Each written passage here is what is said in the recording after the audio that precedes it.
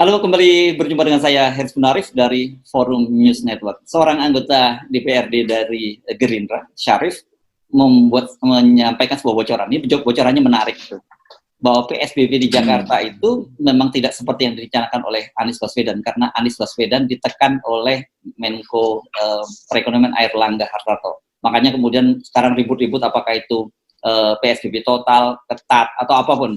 Saya akan mengajak Anda ngobrol dengan Bung Rocky. Bung Rocky, sinyalemen Anda bahwa ada tekanan dari pemerintah pusat itu dibenarkan oleh anggota DPRD. Dan saya yakin ini bocoran, kalau anggota DPRD bocorannya sahih dong gitu ya. Anda kaget atau Anda biasa saja mendengar bocoran ini semacam ini? Saya jarang bikin sinyalemen, lebih sering bikin tuduhan sebetulnya. Oh, bukan sinyalemen, tuduhan itu. Tuduhan yang terbukti gitu ya. Dan kita memang harus nekat menuduh. Oh, karena kan ukurannya cuman atau kita percaya pada keterangan saintis atau kita percaya pada keterangan istana itu. Dalam soal COVID kita seharusnya cuman percaya pada saintis. Kenapa? Karena pilihannya adalah bukan soal menyelamatkan jiwa. Keterangan saintis itu runtut, nggak pernah berubah-ubah tuh, mengikuti pola perkembangan COVID. Jadi si saintis itu bergerak bersama dengan COVID, dia amati terus perangai COVID itu.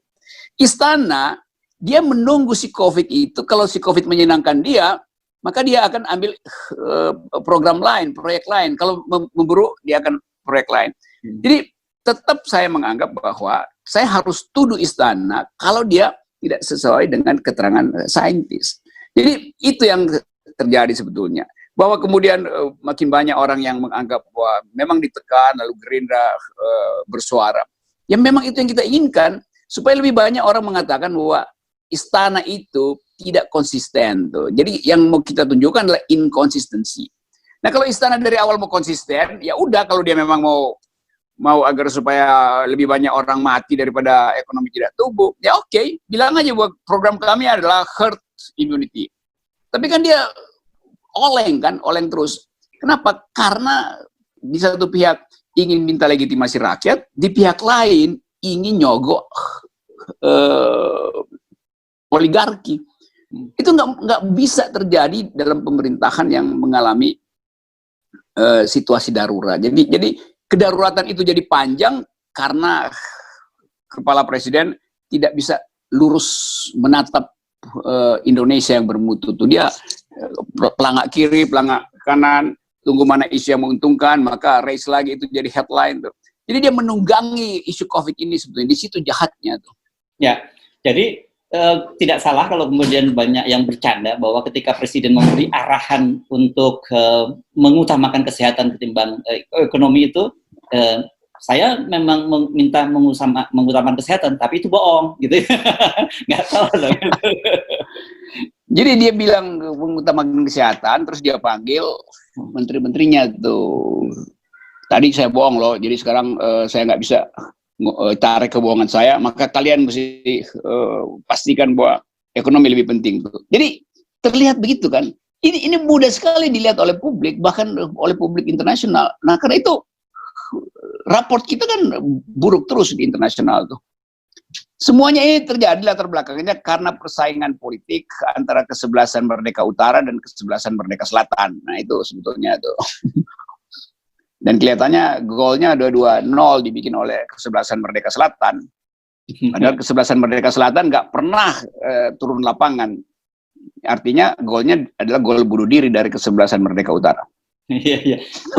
Tapi dengan fakta semacam itu, Bung Rocky, kita tidak bisa terlalu berharap banyak sebenarnya dengan PSBB yang dilakukan oleh Anies sekarang. Karena ternyata dia banyak melakukan kompromi kan.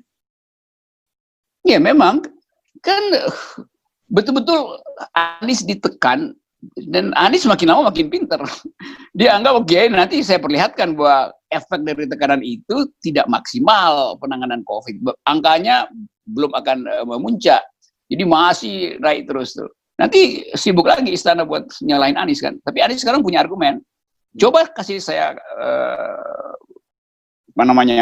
kwitansi kosong itu, blank note. Nanti saya tulis sendiri programnya tuh.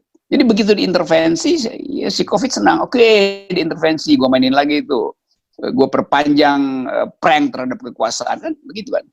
Ya. Kita tinggal menunggu momentum kemarahan rakyat dan baliknya tokoh-tokoh pendukung Jokowi ke wilayah masuk akal. Buya Syafi'i, naga-naganya juga Mahfud MD akan lakukan hal yang sama. Ini naga-naganya nih ya. Saya nggak tuduh di saya. Oke. Dan ada 2-3 menteri juga yang udah nggak tahan bahwa ini konflik terus. Saya kira akan ada pernyataan dari lebih lanjut dari Mahfud, lebih lanjut dari Buya, lebih lanjut dari Sri Mulyani, kendati melalui beberapa pakar. Jadi kita mesti baca itu hari-hari ini. Dan Presiden tidak punya sensor untuk mengetahui bahwa di dalam istana gunting-menggunting itu sedang terjadi. Ya. Nah, kalau ini kan bukan sinyalemen juga bukan tuduhan, tapi kira-kira gini, prediksi atau apa, saya nggak tahu, atau informasi yang Anda terima, itu akan ada 1-2 menteri siuman setelah Buya Syafi'i juga kembali ke akal sehat, gitu? Ya, pasti itu. Mungkin 1, 2, atau 3, 4 menteri siuman. Kenapa dia siuman? Karena banyak menteri yang akhirnya nggak tahan kalau webinar ada terus. Banyak menteri yang diam-diam itu nge-clipping analisis rutin dari Harsubono Arif itu di FNN. Itu saya dapat reaksi begitu untuk iya. Jadi terlihat bahwa kegelisahan itu nggak bisa lagi ditahan tuh. Dan saya bisa bikin satu guesstimation. Guesstimation itu artinya estimasi berdasarkan dugaan tadi. Oh, guesstimation, guessing and estimating gitu. Oke. Bahwa itu akan terjadi di dalam waktu yang tidak terlalu lama lagi. Bersiap-siaplah rakyat menonton 3-0 karena bunuh diri. Gelar tikar rame-rame. Bunuh dirinya. Ya, karena menterinya yang akan menggolkan di gawangnya sendiri tuh, di gawang istana. Iya. Bung Rocky, kalau kita lihat dengan kebijakan pemerintah semacam itu kan, dan itu hampir pasti bahwa COVID tidak akan terkendali karena cara penanganannya yang ordinary terus gitu.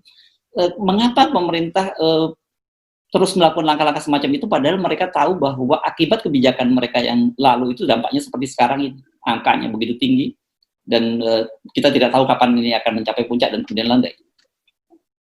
Karena dia harus berupaya menahan 2 virus. Virus COVID dan virus Anies tuh. Anies sudah dianggap virus. Oke. Tapi dia bukan pandemi ya. Belum jadi pandemi ya, baru virus ya. Anies itu dianggap lebih berbahaya dari virus. Karena itu matikan Anies daripada matikan COVID kan. Okay. Begitu. Jadi jalan pikiran istana begitu. Nah, kita sebagai publik dengan mudah melihat itu. Istana takut pada reputasi Anies, itu soalnya. Dan karena itu disuruhlah gerombolan untuk ngepung Anies. Jadi hanya karena itu sebetulnya tuh. Dan tentu kita bisa lihat politik ekonomi di belakang itu, berarti ada konsultan yang melaporkan kalau Anies reputasinya naik terus, itu berarti satu waktu nanti dalam waktu yang tidak lama misalnya bahwa akan ada gelombang balik untuk menghajar istana tuh. Bukan dari oposisi tapi dari mak-mak, dari rakyat segala macam itu oposisi. Ya itu hal biasa. Itu kecemasan yang disebabkan karena kekuasaan menyimpan banyak kebohongan yang satu waktu akan dibuka oleh momen sejarah. Ya. Maksud Anda karena Anies ini terbukti ketika di Jakarta kebijakan-kebijakannya tidak sejalan dengan apa yang menjadi agenda dari para oligarki. Kita menyebut misalnya. Memang itu Yes, soalnya ya. Itu soalnya. Ya. Iya kan kalau misalnya Jokowi menganggap Anies adalah saingan, tentu saja Jokowi menganggap ngapain bersaing dengan Anies, dia nggak bisa lagi bersaing kok di 2024. Tetapi di belakang Jokowi khawatir bahwa tidak ada pesaing Anies, karena itu matikan Anies. Nah problemnya adalah saya menduga misalnya reputasi Anies, elektabilitasnya sekarang tinggal 2%. Tinggal 2%. Tetapi penantang Anies itu minus 2%. Sama juga soalnya. Dia rendahin Anies, tapi dia nggak angkat orang yang akan jadi penantang Anies. Kan mestinya udah dipamerin dong dari istana. Ini calon kita loh, silahkan Anies berdebat dengan dia. Ini nggak ada. Jadi kegiatannya menenggelamkan Anies, tapi nggak ada yang diambangkan. Sama juga itu resultantnya nol itu. Ya. Nah, tapi ini tadi kan Anda menyinggung soal mulai adanya saling mengunting di dalam kabinet. Saya membaca misalnya statement dari Doni Monardo, Kepala BNPB, yang menyatakan bahwa Anies itu benar data-data yang disampaikan oleh Anies gitu, dan dia selalu berkonsultasi semacam itu. Dan yang mengagetkan juga saya membaca ini Menkes Terawan juga menyatakan hal yang sama ini. Ini kan jadi posisi Anies dengan cara seperti ini kan malah semakin menguat, bukan? Iya, banyak yang siuman karena webinar sebetulnya tuh. Jadi, ya. Jadi semakin banyak orang mengakses situs-situs oposisi, situsnya FNN, situsnya Harsono Point, situsnya Refli, situsnya Said Didu, segala macam. Kan orang kalau ada dasar akademis, dia akhirnya akan kembali pada pengetahuan dasar. Nah, pengetahuan dasar itu yang diingatkan oleh beberapa menteri yang diam-diam sebetulnya saling kirim WA bahwa itu loh lagi dibahas di Harsono Point, lagi dibahas di Said Didu tuh. Kan nggak mungkin mereka tutup kuping kan dari public policy yang terbuka untuk dikritik kan. Jadi karena itu saya bilang itu dalam 1 minggu ini akan ada banyak orang yang bergabung dengan suara Syafi'i Ma'arif dan menganggap bahwa Doni Monardo adalah orang yang profesional, tidak berpengaruh dengan politik istana, karena dia bertanggung jawab untuk menyelesaikan masalah COVID ini. Dia nggak punya akses politik untuk bermain kalimat. Dia tetap firm bahwa dia komandan untuk menyelesaikan COVID, bukan untuk menyelesaikan ekonomi itu. Kira jadi kita dalam pekan-pekan ini mesti bersiap-siap untuk menerima orang-orang yang siuman itu. Bagaimana kita harus memperlakukan mereka itu, Bung Rocky? Ajak webinar itu. Jadi nanti daftarnya kita ajak tuh. Jadi mereka yang siuman supaya nggak balik ke kolam kotor, segera lompat ke webinar Harsono, webinar Said Didu, webinar macam-macam. Kalau webinar saya sebetulnya mereka subscriber, cuman supaya nggak ketahuan sama oke. sana ya. Karena itu saya suka dapat bocoran dari subscriber yang tersembunyi ini. Ya. Jadi kita kemarin kan ada mengucapkan selamat datang kembali Buya Syafi'i di Akal Sehat. Ya kita ucapkan juga selamat datang mereka, ahlan wa sahlan gitu ya. Ya, semoga berhasil meniti siratul mustaqim ke arah Indonesia yang adil dan makmur ya. Oke. Terima kasih Bung Rocky. Yes. Bye.